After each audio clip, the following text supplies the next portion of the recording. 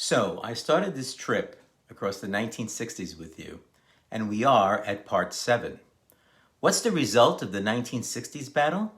How many of the top 10 did I buy as a young collector in 1966?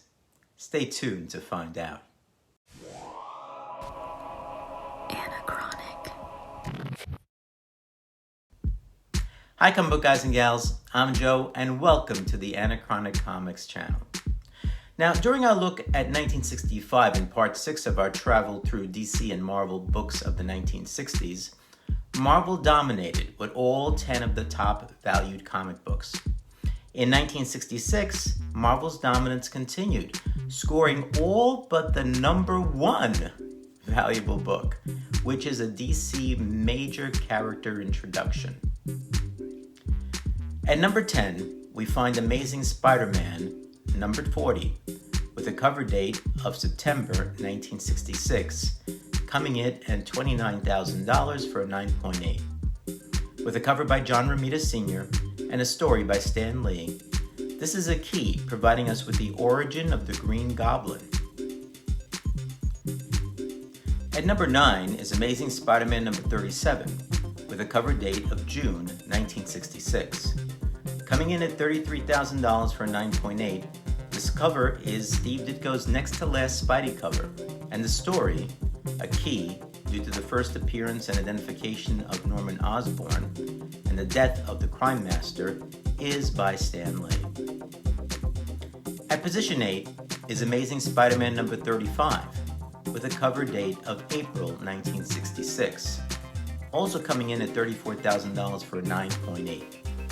The cover is by Steve Ditko, and the story is by Ditko and Stan Lee.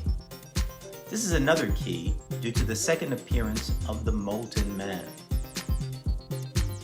For number 7, we continue with ASM, Amazing Spider-Man number 39, with a cover date of August 1966, coming in at an FMV of $40,000 for a 9.8. The cover art is the first on ASM by John Romita Sr., who took over penciling duty from Steve Ditko with this issue.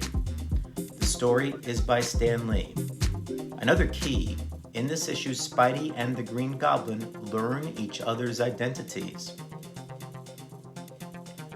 Number 6 is another Amazing Spider-Man book, number 41, going for an FMV of $43,000 for a 9.8. The cover date for this issue is October 1966. John Romita Sr. penciled the cover, and Stan Lee scripted the story. It's a key due to the first appearance of the Rhino. Now, before we get to the top 5, again, I ask you to zap that like button so that this video will become available to more viewers. Thanks for helping out. Okay, here are the top 5 valued comic books in this battle for 1966. As I mentioned, all are Marvel comic books. In fact, they're all Fantastic Four books except for the top valued comic book, which belongs to DC. Coming in at number 5 is Fantastic Four number 50 with a cover date of May 1966. It has a present value of $44,780 for a 9.8. Cover pencils were done by Jack Kirby and the story plotted by Stan Lee. Another key, this issue provided the classic battle between Galactus and the Silver Surfer. Number 4 is Fantastic Four number 49, coming in at a present value of $55,228 for a 9.8. The cover is dated April 1966, and again was penciled by Jack Kirby and the story plotted by Stan Lee.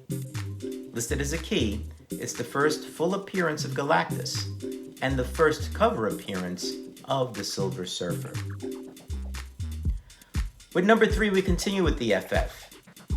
Fantastic Four number 52 with the cover date of July 1966 has a present value of $62,113 for a 9.8. Another cover by Kirby, and the story is a Kirby-Lee collaboration. Yet another key, it gives us the origin and first appearance of the Black Panther T'Challa, King of Wakanda. Number 2 on this list is Fantastic Four number 48, coming in at an FMV of $155,000 for a 9.8. With a cover date of 1966, this first of the 3-part Galactus and Silver Surfer story arc is a key that gives us the first appearances of these characters. Jack Kirby penciled the cover, and the story was by Stan Lee. Now, the number 1 most valuable DC and Marvel comics of 1966 is DC's sole entry in the top 10, and it's a doozy.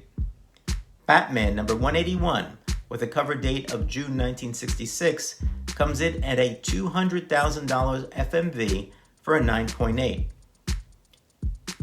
It's a significant comic book in Batman and DC history. It's a key, with the first appearance of Poison Ivy, one of Batman's iconic villains. The cover was drawn by Carmine Infantino with Murphy Anderson inks, and the story was written by Robert Kanigher.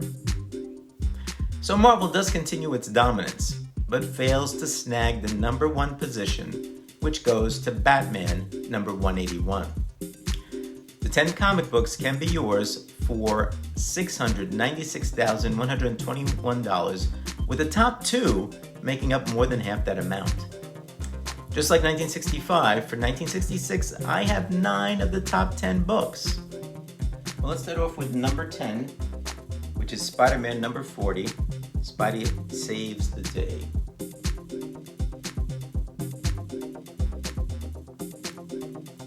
Next one, which comes in at number 9, is Amazing Spider-Man number 37.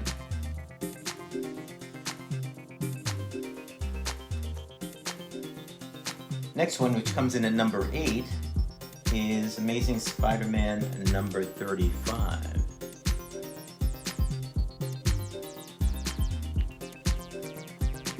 Next, Amazing Spider-Man number 39, which comes in at number 7.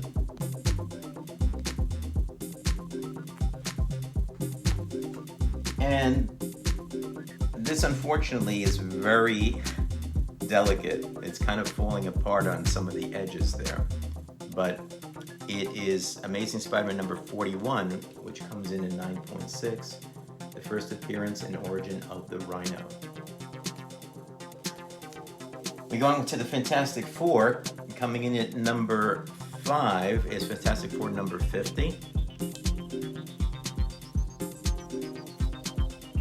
And in number 4 is Fantastic Four number 49.